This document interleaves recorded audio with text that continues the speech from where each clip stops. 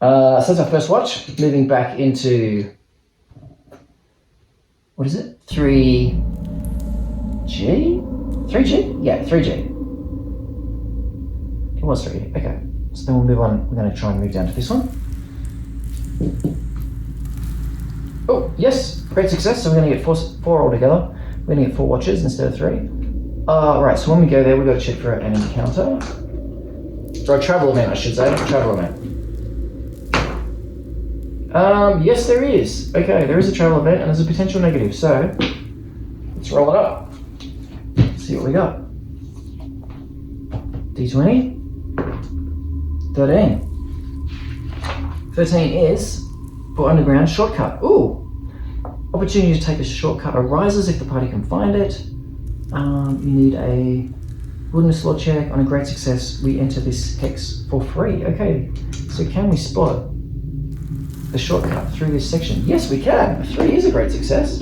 So we actually enter this hex or this grid square for free. So we can keep moving into the... We don't have to spend the second watch until now. Okay, so guide check. Yep, makes it. Is there... Oh, so we've had a travel encounter. So, sorry, travel event. So if one's already occurred, we can skip it for the rest of the day. So now we're moving on to, do we want to explore or do we want to keep moving? So what we'll do, just to show how it works, we're going to explore this area. So this is because this is corridors, you roll for a minor room. So we're exploring, we're going to spend a watch exploring here. 9, it is an art and music room. Okay, so where are we? 5G. So 5G. Now, naturally, most of the ruins is actual ruins, but from time to time, when they're exploring, the party may find something that is, still intact or otherwise interesting in some way. So we've got our minor room, some kind of art room or potential music room, maybe an art room with urns and tapestries and that sort of thing. Dwarven, I suppose, because it is a dwarven complex, depends a little bit on what else we might roll. So D20 for a complication, 15. Complication 15 is vermin. Vermin are present in large numbers. Here. Rats, bats, roaches, beetles, worms, sturges, etc. Possible disease or parasites. Okay. Alright.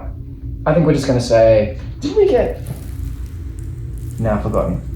I should have put this over here if I got something. I can't remember. Anyways, alright, let's say it's just rats in here.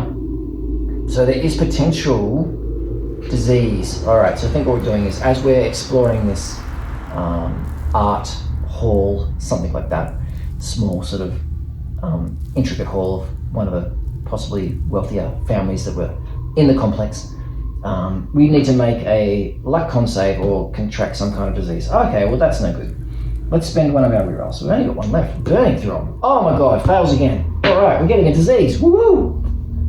Awesome. There better be something decent in this room, is all I can say. Disease. 130. Or it could be a parasite. What do we got? Yeah, it looks like it is a D12. 4. Slop bow. What? Alright. So, okay, I'm just going to put it over here. Hang on. Where can we put it? Oh, I don't want to write in my book. He has somehow, whilst all these rats are running about, maybe some of the fleas got him, and they've bitten him and he's ended up with slop bowel, which is a horrid wasting disease. Ends in digestive and renal failure, killing half of its afflicted. A matter of weeks, 1 to 4 days. Lose 1 con each day until death at 0 con. A single luck con save is permitted after 2d6 days. Okay. So let's just roll it up now because otherwise I'm going to forget. 2d6 days. Oh, 12 days. We've got ages. So...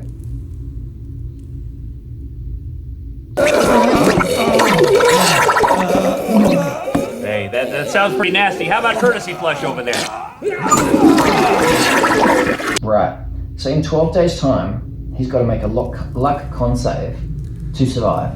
There are no known herbal or apothecary treatments, and he has no healing type magic to get rid of it. So he may die from slop valve. So 1d4 days. I start losing. Okay, and so d4 days. Let's see how long it takes before he realizes he's infected. D4. Where do we go? Here we go. 1. All right. So on day 3, he's going to realize he's got trouble. He's going to start losing 1 con per day from this horrid wasting disease. Okay. All right. So that's a bit of a nasty art hall, really. So furnishings, let's roll a d8 to see what is in here, if anything.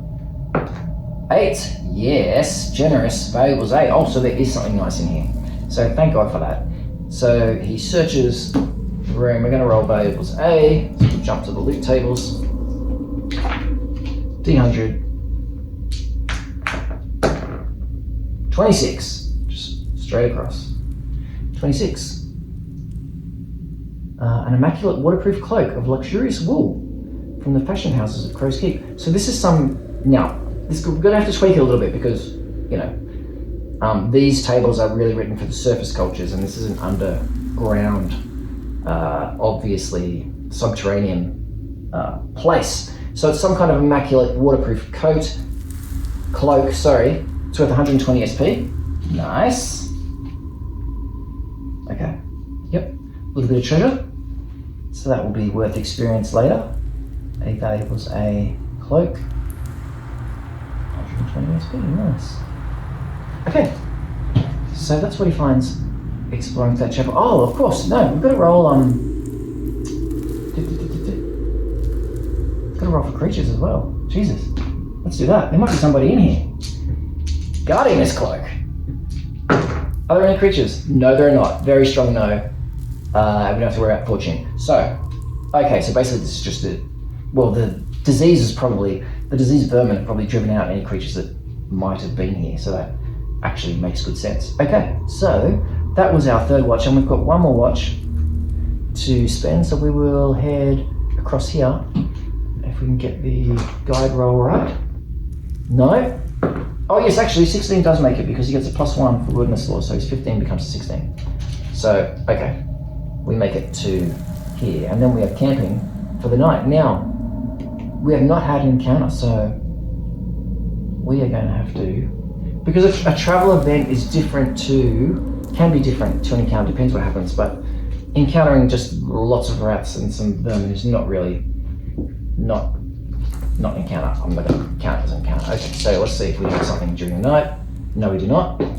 We do get a bonus. So, we are camped though, so there's not really anywhere to go. So I don't think it'd really make sense to roll for a fortune on that one. So, no. I mean, the fortune is that the night passes peacefully, basically. All right, and we're on to the next day. So, now we're on to day 3. We are losing 1 point of con because of the slot bow, so we're down to 10. Which is going to reduce 8 points down to 28, and this is going to be 19. Oh, but we will heal 1 hit point. Oh yeah, we've got to deduct our rations and oil. Okay, and then we're going to keep our rolls the same, and we're going to start traveling again. So we're going to try and move into this one. 16, yes, we succeed. Okay, is there a travel event? Yes there is, because that trumps it. We get a bonus though, so we'll see what our travel event is first. We move into this area. D20. 18. What do we got? Taxing terrain. Underground. Deep chasm. Yeah, let's say there's some deep chasm that he's got to cross. Progress is slow and taxing. A montage. Oh, we can be fatigued. Okay. Hard. 2 failures. Alright, so normally... Alright, so how's he going to cross? So there's a series of chasms that he's got to cross as he's moving through this zone of the Lost Roads. And normally, So normally with montages are a little bit funny when you've got just a single character, because normally you can't do the same thing twice in a row. So what I normally allow is for the character, you have to do something different at least each second time kind of thing. So first of all, he'll just try and use his knowledge of wilderness lore to figure out, where the best places are to sort of scale down the chasm, and then throw his rope across and scale back up. Although actually, looking at this thing, he has no rope. So we're adding rope, because of course I should have thought of that. Wait, 1, 2, 3, 4, 5, 6. Yeah, we're good. So rope and grapple. Obviously, he was going to need that, some kind of climbing gear in the Lost Roads. So retroactive fix there. All right, so let's see, 8, which is, yep. So that's 1 success. All right. Oh yeah. So this little thing up the top here is just for montages, because it's always 6. You want to get to 6 successes before you hit a certain number of fails. 1, 2, or 3. So far, so good. First section, he manages to use his rope and grapple to navigate the first parts without any problems. Second, let's see, for the second one, what he might do actually is he's going to cast Cradle of Formlessness, which actually lets him, I don't need to scribble it out, but anyway, he's going to try and cast that, because that lets you fly for a very short period, but he could cross a chasm, using that. So let's do a spellcasting check. 3, great success, which I forget what that means for that actually. So 105. Yep, double speed, flies. Yeah, okay. All right. So he definitely crosses that section of chasms, no problem. Now I do have to check for a dark and dangerous magic effect, because he's cast a spell, and I think for 4th level it might be slightly. Actually, I forget now. I think his chance might be a bit better might have improved a little bit.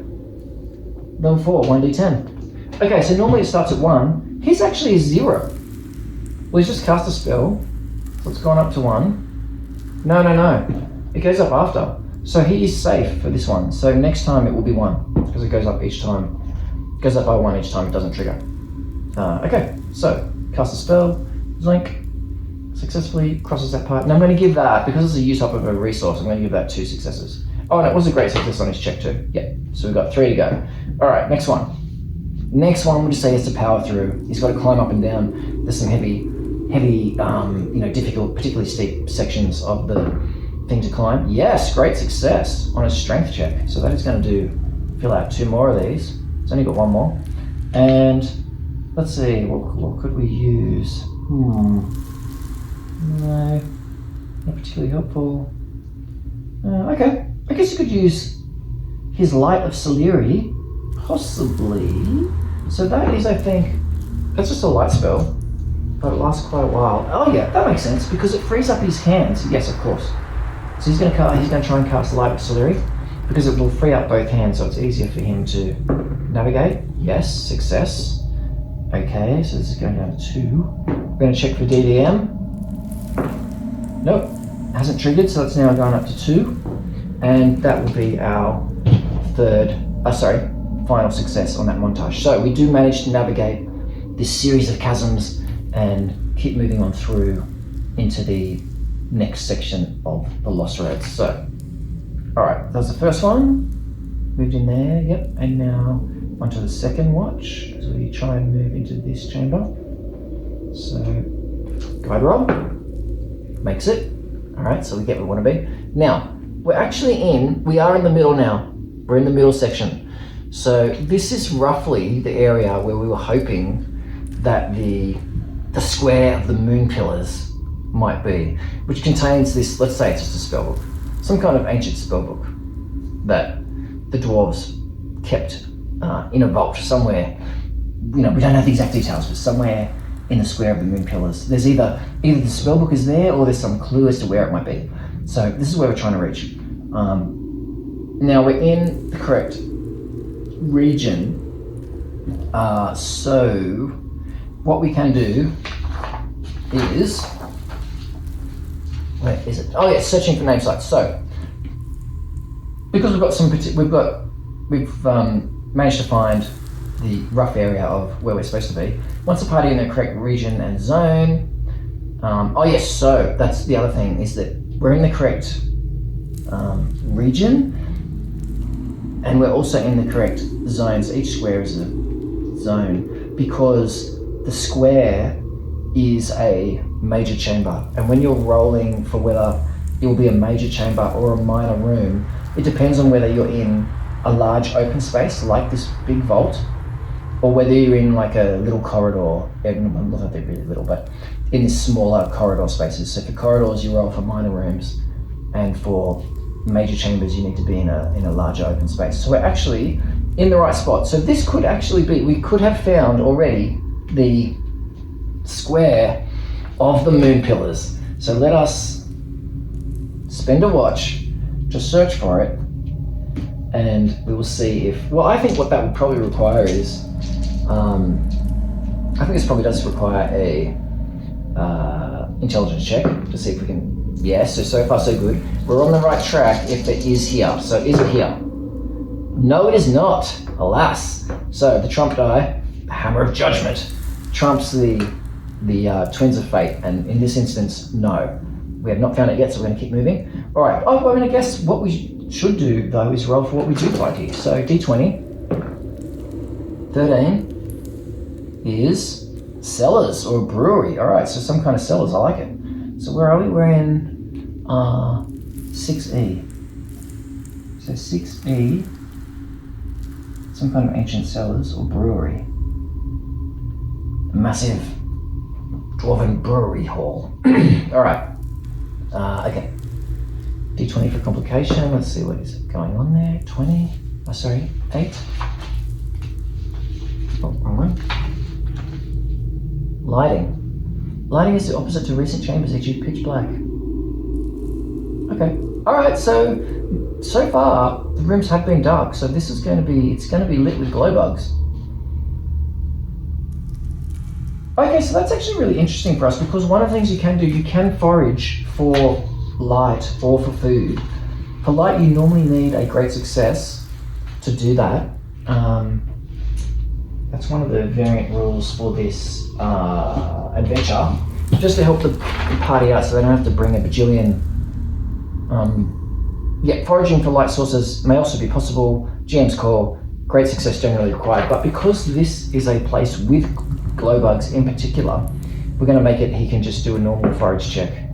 Yep, so he manages, well, assuming, well, let's see what else is here first, but he's probably managed to grab a jar full of glow bugs, which will save him a light supply, so we won't have to cross off light at the end of this day. But more importantly, are there any creatures in here? Yes, there are. There's definitely creatures in here. Okay, so let's roll for creatures. So are they intelligent? No, they are not. And that is a D10 and a D4. Let's see what we've got in this ancient brewery. 4 and 4. 4 and 4. 2D4 fire beetles. Okay. 2D4 fire beetles. How many? 5. Now, when you're facing 5 or more creatures, in for a lone wolf like our guy is, you halve their number, so it's actually 2 fire beetles instead of 5. All right, and let's roll their action, see what they're doing. I mean, this is actually, I guess this depends on whether he wants to, well, he does want to collect the glow bugs here. So I think he's going to make himself visible. He's going to, okay, let's see what we get. 6, and so they're traveling through. So the fire beetles are actually moving through here. They're not necessarily interested in what's in here. 6, let's have a quick look at what that reaction is for them. There is a general reaction on, down here on the sheet if you want to use that, so neutral, uncertain. But monsters in,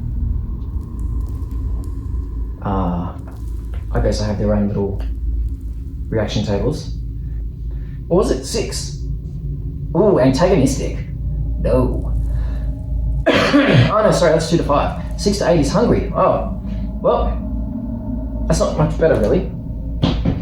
Except that we could possibly offer them some kind of rations to keep them at bay. And there's only 2 of them. On the other hand, we could just battle them. We got a lightning bolt. Yep, let's just fight. Okay, so they're hungry. It doesn't look like it's going to end well in terms of any kind of peaceful negotiation, so let's just do initiative. 14. Right, they're going first. Okay, so the fire beetles attack. Okay. They got 4 hit dice, so they're at +4. Alright, so they basically just rush in to poor old Benzagor and give him a spray of acid. That is definitely a hit, and that is a miss. So 15 is a hit, but because we are a lone wolf, we get to roll our die. Oh, okay, so the skull means we get to have a free hit on the fire beetle, so we're just going to put the stats over here actually. AC 16, hit dice 4, and alright, let's roll their hit dice I guess. D8s. Oh, here we go. So the first guy has got 12, 17 hit points, and the second one's got 15. Not too bad. Okay, now we did take a blast, so what was it? 2d4 plus 2. Scalded with acid. 6 damage. Oh, we're down 20. Wait. Was that from... No. Because we... Yeah, that's right, he died from the Mogwai. So he's actually still on 28, and what did he just take? 6. So he's down 22. Okay. Now... Yep, okay, that's fine. But because we roll the skull, we get a free hit on it. So we get to do some free damage, 4 damage. So his target's a weak one, it's down to 11. Alright, now it is his turn.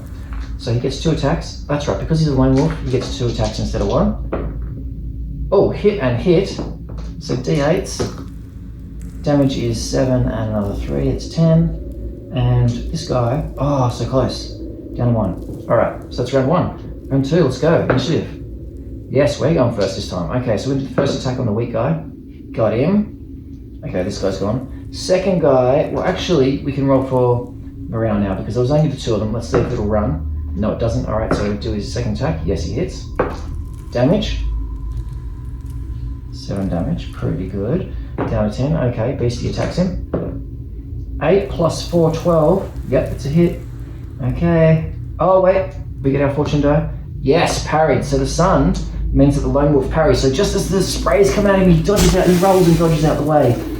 Very lucky. Alright, now, it is new round, isn't it? Okay, we're going first. Alright, both attacks. Ooh, fumble. That's no good, and this is a miss. So fumble in Argosa means they get a counter attack. So it sprays him. Gotcha. It's a hit. Wait a minute. Fortune die. Nope, nothing, so we're going to cop that one. Damage is 8 damage. Ouchies. Ouchies indeed. And then it gets its normal attack. 7 plus 4, 11. No, miss. Okay. Now, did I attack? Yes, I missed. Okay, now it's next round. Yeah, I'm going first again. Okay. Come on, Benzagor, let's take him out. That is a hit. That is a miss. So, damage. Ooh, 8. Nice, but not enough. It's down to 2. Alright, let's go. That is plus 4, 12. That's a hit. Wait a minute. Let's check our fortune die. Nope. Gonna cop it again. Ooh, taking a bit of a beating from these fire beetles. 10 damage! Jesus Christ! Okay, just get serious. Just get serious, people. Alright, now. Okay, come on. Initiative, let's go. Oh, it's going first. Fire beetle sprays him. Oh, thank God, that is a miss. Okay, come on now, Benzagor. Yes, 2 hits, gone. Defeats the fire beetle. Jesus Christ. That was close though. Alright. Get a little bit of experience for that at the end of the adventure. Now, oh yes, and we collected the glow bugs. That's right. Okay, in the cells and brewery. Oh, and so one last thing we can do is we can roll for furnishings and loot for this area. So this is a major chamber, isn't it? Is it? Yes, it is. So we're rolling D8 plus 4. 1. Poop. Oh, carry loot B. There is something. So in this massive brewery, there's something of value here, and it might just be scattered coins from a very old transaction that has been left somewhere in the rubble. What is it? Carry loot B. Okay. which is 200, I think. Yeah. Let's see what's that. 46. 46. Silver's equal to reverse. Alright. So 64. We get 64 silvers. And there's some kind of item here as well, a D10. Okay. Alright. 64 SP. And an item. D10? Yep. 10. Troll blood ointment. Woo woo. Okay. So that is very curious. I mean, it would be such an ancient, it would be so old if it was left here by the dwarves. So maybe this is something that some other traveller has left in, in their journeys. Or it could just be it was super well sealed by the dwarves. And troll blood after all, so it has a tinge of the unnatural to it. So still good. All right, now, can we fit that? Let us see. 1, 2, 3, 4, 5, 6. Yes, we can. Okay, so we've got our troll blood ointment, and that's our seventh slot item actually. Okay. All right, awesome. Now after that, he's going to take a short rest because he's been beat up very badly. So he's actually been. So he got some pretty decent scarring from those acid blasts. As a lone wolf, he gets 3 willpower checks instead of 2. So let's see how we go. Yes, success. A 4 is a great success, which for a lone wolf, you can actually bump your luck back up if it drops below 10 on a great success, but we don't have to worry about that. So far, 2 successes, 3. So he gets 3 successes, which is pretty good. Very good, actually. So we'll get back 1 use of his spells. We can get back half of his lost hit points. So 28. So 24, 12, so we can get back up to 16. And I think we've only got 1 reroll. I think we're gonna, this is quite low. 16 for a single guy. All right, we'll see how we go. We'll get a reroll back. Yep, all right, we'll see how that goes. I'm sure he'll be fine. All right, so next. So where we're up to? That was, all right. That was the 3rd watch, so we've still got 1 more watch, these guys up there, where we can, so if we explore this area, our spellbook that we're seeking, spellbook of the moon pillars, we'll just call it, is not here. So we're going to move into this other, we're going to try and move into this other zone here. Yes, we do, but we don't have any watches left to explore it. So that is the end of day 3, which means we've had an encounter, so we can skip that, or Jam's call, we'll just skip it for this example, and deduct supplies. So, yes, right, so we did collect our glow bugs in a jar, so I'm not going to cross off a oil flask, but we will be crossing off rations. So we're down to we've got 2 days of rations left. We're going to have to start foraging. So, that's a good point actually, we're going to do that. So we're going to get rid of Scout, and we're now going to be doing foraging for the next day. So, day 4. Alrighty. So we will explore this area. That's the first thing, isn't it? Since we're in the right zone, we're looking for our square of the moon pillars. Are they here? No, they are not. Oh, oops! I should have done a navigation check first, shouldn't I? Guide check. Yep. So we did get to the. Oh no, we're just exploring. We're already here. Okay. Anyways, no, it's not there. So we spend a watch looking. Alas, we're gonna have to move on. We'll go across here. Yep. Come on across here. Guide check. Let's put on the edge there. Yes, we make it. Okay, so we make it into this one. Now we're going to explore this area for the 3rd watch. Oh, actually, I guess we've got to do a travel event. Is there a travel event? Yes, there is. Okay. So as we are making our way to 6E, there's a travel event. D20. What we got? 20. Underground. Perfect campsite. Perception, we're going to skill check. If we make it, we can restore some also tribute points, 1 reroll or 1 point of luck. Okay. So we happen to stumble upon some very secure little secret. I think that's right. He's probably found some kind of secret room in the complex, and so he can hole up there for a little while and recover. If he makes it, what do we need? Perception, wilderness lore. Perception. 9. No, my friends. Okay, we're going to spend a reroll. Try and do it. No. Right. Dang it.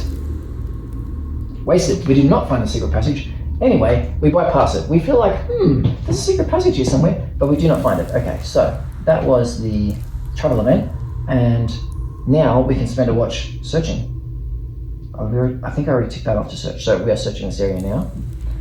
So, oh yes, so instead of rolling for a major chamber, we're going to consult the bones and see if we have found the square of the moon pillars. Yes, we have. Okay, we have found it. There is, however, a negative.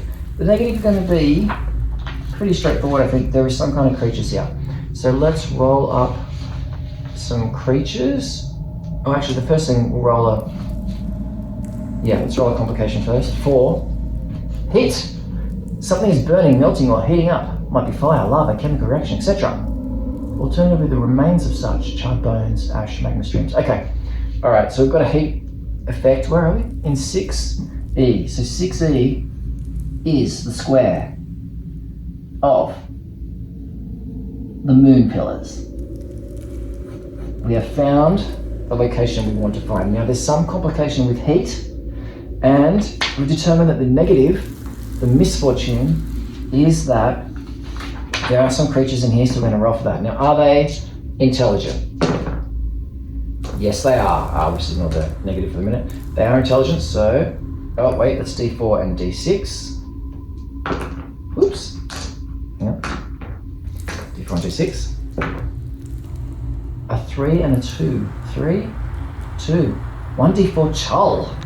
Oh, aberrant creatures. How many have we got? 4. So, because he's a lone wolf. Oh no, it's not 5 or more. So there are actually 4 Chull.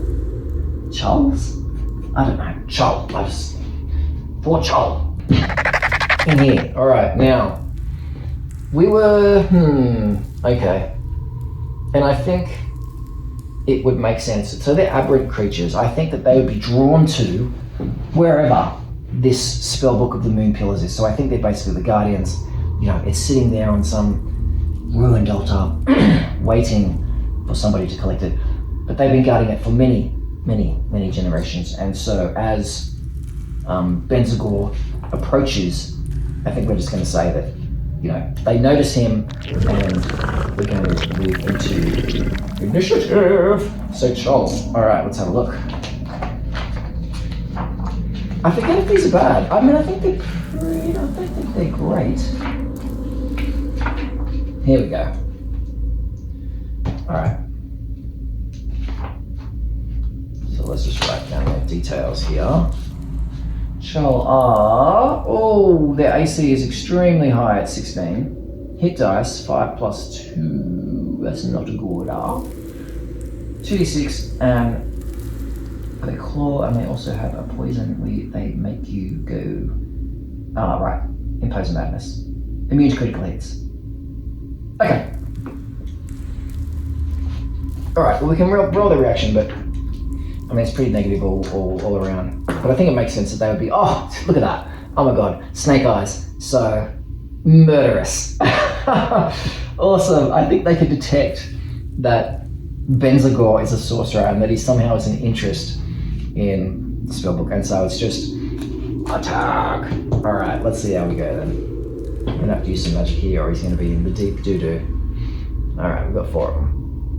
Okay, so in terms of starting distances, I think we can say, yeah, that's interesting actually. I think, let us see, it is a big square, so I think, you know, he can probably see them at very far range, and they notice him as well. So as they're coming in, he can try and hit them with a lightning bolt, and then we'll say that they charge and we'll reach him. So he'll get 1 go with a lightning bolt. Let's see how that goes. So around intelligence check for his spellcasting. Oh yes, it's a great success. Straight line up to very far range. Target suffer 1d6 per cast level. Great success, roll damage with advantage. Yep, they get to stay for half. Okay. Alright. So I reckon we can probably get 2 of them as they're charging in. You wouldn't be able to get all of them with a lightning bolt, but we can get 2 of them. So damage 46. Oh, actually, let's roll the hit points first. Is that all of that? 4. Okay. Alright, so what have we got? 13, 16. Oof. 24 plus 2. 28. That's not great. Second has 9, 14, 20, 28, 30? What the frig? Next one's got 8, 9, 15, 18, 20, that's better. And last one, oh nice. 12, 18, 20, okay. Alright, so naturally, he targets the 2 weak ones as they approach. Alright, 46. At advantage, actually. So that was good. That was 10, 18. We can roll again. Oh, it's going to be less than 18. Okay, 18 damage. And they get saves. Save for half. Okay, so what's the luck save on Chull? Should have marked it. Oops. Always forget to do that. Here we go. Oh no, here it is. What am I talking about? Luck is 8. Fail and succeed. Okay, so one of them takes 18 and is down to 2, and the other one takes 9, he's down to 11. Okay, and then, boom, they're on him. So this is extreme danger time, really. Okay. Yes, not good for old Benzagor. Alright, so how are we going to do this? So, this is extremely bad, actually. I don't know if we can defeat these guys, but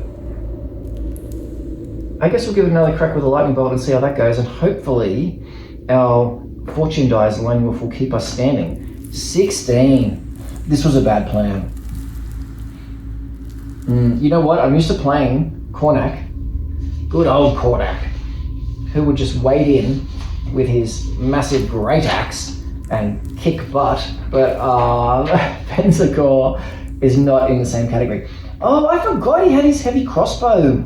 Could have maybe struck one of them with that, but it doesn't matter. Lightning bolt's actually probably better than it is better. What am I talking about? All right, let's just get on with it. So, initiative 17. Well, that's shite. They're going first, so we're going to have 4 attacks. Yep. Claw does 2d6, and they also have a tentacle. So the claw first. Oh, phone call from the daughter there. Just had to take care of that. All right, so here we go. 4 Chulls. Ah, dearie me. These are all hits. Hit. So we're in deep doo-doo. So number 1, parries it. Number 2, we get to do him some damage. All right, so let's do that. Oh, 9 damage. That's actually pretty good. There's a 1 in 4 chance. Let's see. We'll just roll for who it is. 1, 2, 3, 4, straight down the thing. 2. Okay, so he takes 9. All right, next guy. Parries, nice. So we've parried 2 of them. We've only taken 1 lot of damage so far. Last one. Damn it. So we're taking 2. Oh, this could be the end already. What was it? 2d6, right? Yep. Oh, jeez. 12. Oh, 17. Boom. -1. Alas, my friends. Alas and alack. Benzagor defeated by the Chull Guardians of the Spellbook in the square of the Moon Pillars. He did not survive. Well, what is with me and my lone wolf's not surviving? You know what? It's because... Anyway. No. That's just... that is... Well, you know what? They were pretty bad, actually. He probably would have been better off, I don't know, like, you know, trying to get the high ground and then blasting with lightning bolts till he ran out and then hitting them with the heavy crossbow, maybe. There's probably a smarter way. Definitely it was a smarter way that could have been done. He basically blasted them once, hoped for the best, and yeah, he was not able to overcome them. But I hope that gives you a pretty reasonable idea of how this adventure works. So this is, as I said, the first part of the adventure, and the second part is, I don't want to spoil it, but this is only the first half, and there's a second half which is also underground, but it's very different kind of generator where you generate the hexes as you go. It's more like a hex crawl in the deep strata. You know, even deeper beneath the Lost Roads, there is another realm that you can explore. So anyway, that's the other part of the adventure. So yeah, I hope you enjoyed it. I am super keen to hear what you think about how this worked. If you did get a bit of it, or if you, once the PDF is out, which should be when this video is out, let me know what you think, what I should tweak, what should be changed and improved. So, because I'm always looking to,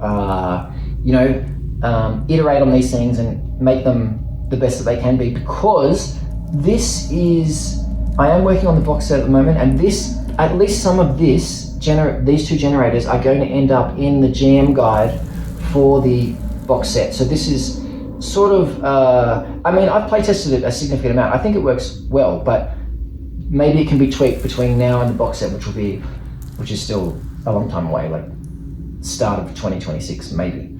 But yeah, so thank you for watching. Like, subscribe, ring the bell. What do the people say? I don't know. But if you want to see more of this, yeah, by all means, throw me a subscription and let me think. I do want to do, what I'll probably do next actually is I'll do the second part of this adventure as a second video, unless this has run really long. I don't even know what time it is. I'm hoping it hasn't run too long. If it has, I'll split it in two. But yeah, I'll probably do a second part of the adventure to show you how that works next time. All right, enough. Thank you, and till next time, good gaming.